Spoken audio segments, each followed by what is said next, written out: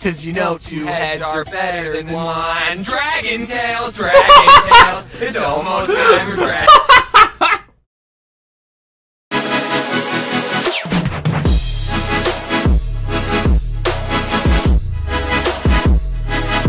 What's up, you guys? I'm Charbix. Today I'm gonna be reacting to Growing Up Without Cable by The Odd Ones Out. Now, just judging from this title alone, I'm probably gonna be able to relate quite well. But yeah, with that being said, the original link's in the description. Make sure you guys go subscribe to The Odd Ones Out. Without any further ado, let's begin. Imagine if Netflix, YouTube, and Hulu never existed. What would you be watching right now? Would you be watching this?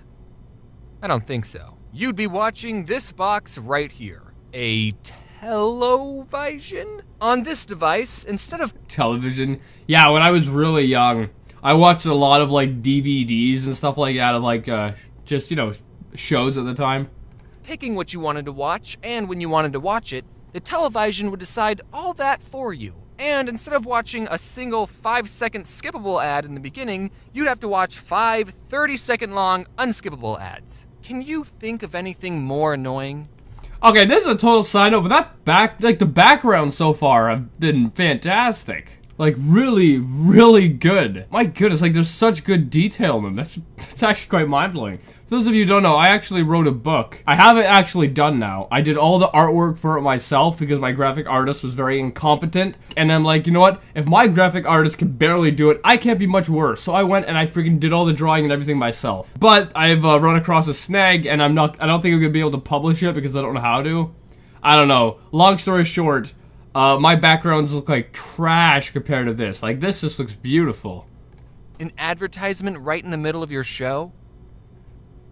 I don't know if my parents are being cheap or trying to discourage an unhealthy habit of watching too much TV, but growing up, my parents didn't have cable television at all in the house. Now, in this modern day and age of online content, some of you are...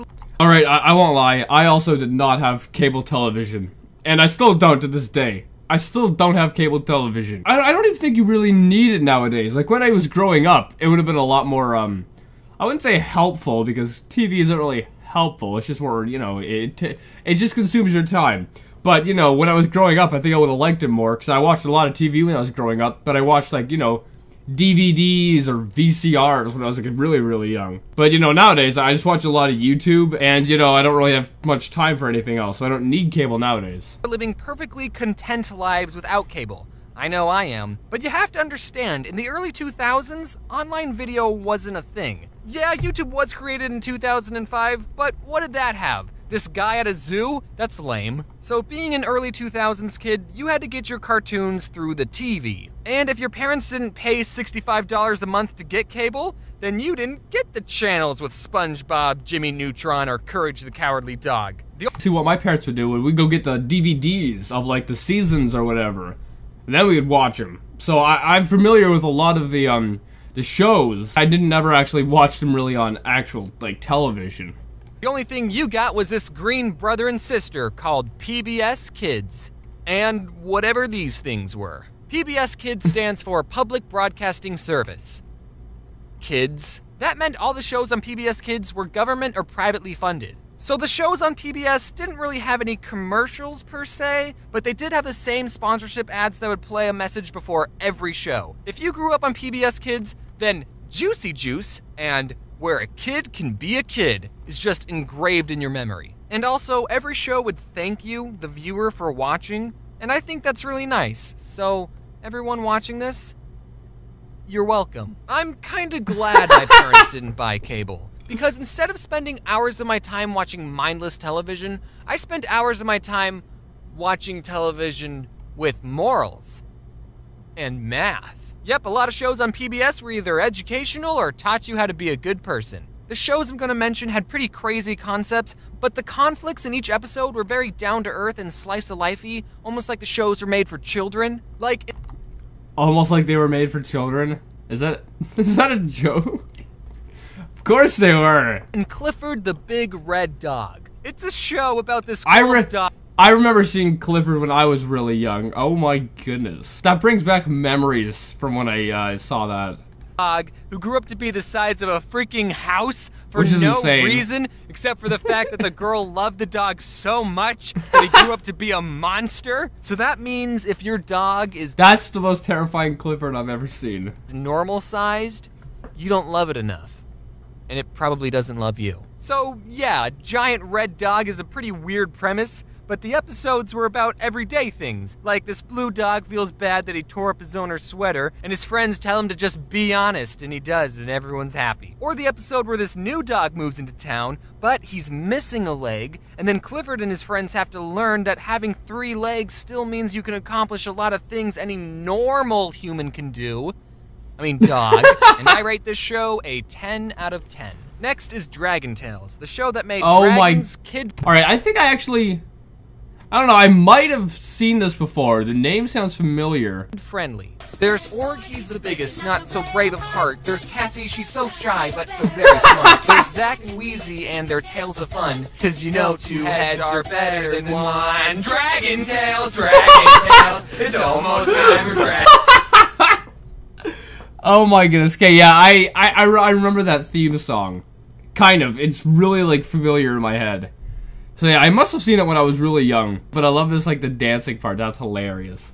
The show was pretty similar to Clifford. The characters would spend an episode learning everyday things like how to do a cartwheel, or they would try to make it rain so they could show their friend what a rainbow looks like. And there was also this grandpa dragon who knew Spanish for some reason. Don't come too close, niños. And that wasn't the weirdest thing on the show, actually. There was also a dragon character in a wheelchair, which, just like Clifford, is a good character because it teaches kids that disabled people are still people who can accomplish a lot of things. But I think it's a weird combination of 2 things. A dragon, a mythical beast known for destroying cities, in a wheelchair? If you wanted to stop a dragon from destroying your city, That's a really cute little dragon. I love the happy face and the eyes. you just don't install wheelchair ramps anywhere. I should stop talking. I rate the show a 10 out of 10. Now let's talk about Arthur. Here's some fun trivia. Arthur is supposed to be an aardvark. Personally, I don't see it. Basically, it was a show about Arthur and his other furry friends learning lessons, but Arthur tended to tackle more serious subjects than the other 2 shows. Like, they have episodes where DW hears her parents get in a fight and she worries about them getting a divorce, or the episode where Arthur Falcon punches his little sister. Oh, that's the meme. That's that meme, isn't it? The angry Arthur meme. And even having to deal with someone you know getting cancer. What? What? The character gets treatment and lives, by the way, because it's a kid's show. Yeah, it could have been a lot more real. Could have been a lot more real. 10 out of 10. Next, let's talk about my favorite show on PBS Kids, Cyber Chase. Cyber Chase, we're moving, we're beating Hacker at his game. Don't come in. This show didn't teach kids morals or how to properly treat the disabled. It taught them something far more important. Math. Cyber Chase is set inside a virtual computer world, and this one character named Motherboard was supposed to be the queen/protector of this world, but she sucks at her job because the villain of the show, Christopher Lloyd, infects her with a virus. So now these 3 kids have to go on adventures using math principles to thwart the bad guy's plans to save Mommy Board. Motherboard? Motherboard? Mommy? Mom? No. We need to save Mommy Board.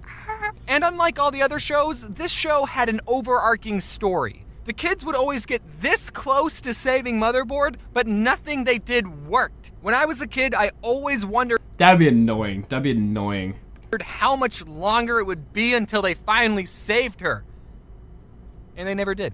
The show's been going on for 16 years, and Wow. they're still learning new math principles trying to save Motherboard. At this point, they must be freaking, like, geniuses. I think they're at calculus at this point. The show is teaching you slower than an actual school. What kind of a show makes you wait 16 years for a conclusion? Cyber Chase does, and it's one of the best shows ever created. 10 out of 10. One last show I want to bring up is called Caillou. All you need to know about Oh, Caillou no. is that I hate him. Caillou is a Oh, Caillou. Who doesn't know about Caillou? Yeah, I don't like Caillou either. And he's such like a crybaby. He cries over everything. Oh. The only thing enjoyable about Caillou is the YouTube poops that have been made about him. 4-year-old and a demon. He constantly throws a tantrum whenever he doesn't get his way. Yeah, exactly. Even in his theme song, he mentions how much of a brat he is. Growing up is not so tough, except when I've had enough. And then he's crying like a child. Well, you're gonna have to grow up, Caillou. The world doesn't revolve around you. Now, you might be thinking, James, this kid is 4 years old. Of course he's gonna be a brat. And I agree, but a big problem with Caillou isn't the fact that he's a brat, but it's with his spineless parents. Caillou's mom just lets him get away with everything. Whenever I misbehaved, you know what happened to me? I had to go sit in the timeout corner. You know what happens to Caillou? Nothing. Not once does Caillou ever get punished. It's always his mom just I think James is slowly losing it. being like, Caillou, what you said wasn't very nice. Now don't behave, okay? 0 out of 10 with the show with just the humans. I hate it. I just realized that all the shows I mentioned were animated, but there was a lot of non-animated shows that I still watched. But whatever, I could just say that these shows fit the theme of my channel. Or I could make a part 2, I can do whatever I want. Now, as a die-hard PBS fanboy, I think I speak for everyone when I say that what PBS was missing was a crossover episode. How hard would it have been for the Clifford people and the Dragon Tales people to coordinate an episode where the three-legged dog finds the dragon scale, he could dig it up out of the sand because dogs like to dig, except this dog wouldn't be that good at digging, and then he would meet up with a wheelchair dragon and they could be best friends. I would have loved that. As much as I'm joking about it, as a kid, I actually really wanted a crossover episode between the shows Clifford and Clifford's Puppy Days, which is another show that follows Clifford before he was interesting, when he was tiny, so before Emily Elizabeth loved him. So there was a bunch of new characters that all knew Clifford when he was little, and I think I've heard of Clifford's Puppy Days, but I don't think I ever watched it. I don't know, it just didn't seem as interesting as actual Clifford. Because Clifford Puppy Days is basically just a normal dog, right? But Clifford, on the other hand, is not a freaking normal dog. Clifford's a freaking massive freak of nature dog. The two shows existed in the same universe, so it wouldn't have been that unbelievable for Clifford to visit his childhood home, and then all the other characters who used to call him Small or Squirt would see him now and be like, wow! What the f*** happened to you? You see, it's funny because it's a kid's show and you wouldn't expect them to say that. I waited Wouldn't that be a weird, like, I don't know, time hole or a wormhole kind of effect where, you know, Clifford Baby Days is still Clifford when he's younger. So the big Clifford going in to see, you know, when he was younger, that's gonna mess up the timeline or something, isn't it? patiently for that crossover episode, but it never came. But at least I have fanfiction. George, he wagged his tail and smiled. Clifford, it's so good to see you. Nestled him as a Face. greeting. Nice to see you too. It's been over 7 years since I last saw you. Yeah, it had, Clifford said happily. George turned his back to the hill. Here I come. There's no quotation marks, by the way. He got ready to tackle him. He punched George off, and they rolled down. Then, when they got to the bottom, George pinned Clifford, who was panting. The three looked at... James, did you draw these? Or is it someone else who drew them? Because it's friggin' hilarious, like the facial expressions and whatnot. I don't know if James drew them, because I can see James doing it, but if it is from like Tumblr or something, then it could be, yeah, I don't know, anyone. At the two of them, who seemed to be having a staring contest, so they decided to go somewhere else. Both laughed and Clifford got off of him. He sat down and waited for George to stand up. So, what are we gonna do? The red dog said while quickly getting into a playing position. Okay, that's enough. Anyway, guys, I hope you liked this video. I love this so much. And yeah, I didn't have cable either when I was growing up, and even to this day, still don't have it. I probably don't think I'll ever get it because it's, one, way too expensive. Two, I mean, YouTube takes up most of my time.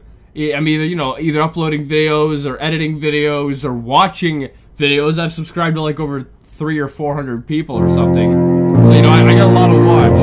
And even after that, I still have Netflix. I don't need cable now. But when I was growing up, I always wanted it. And, yeah, so, but you just have to watch the stuff that was on the television. Yeah, I remember seeing some of these shows, like,